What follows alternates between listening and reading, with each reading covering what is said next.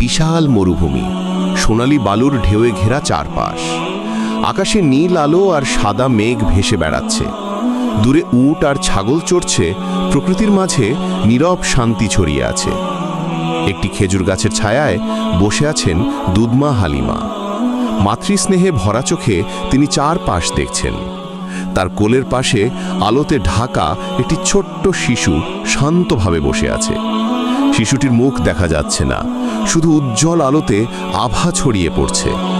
ঘাসের উপর রাখা আছে কয়েকটি মাটির পাত্র, আর পাশে ছাগলগুলো দুধ দিচ্ছে, যেন জীবিকা প্রতীক। দূরে কিছু শিশু খেলছে, কিন্তু বিশেষ আলোটি কেবল ওই ছোট্ট শিশুটির চারপাশে ছড়িয়ে পড়েছে।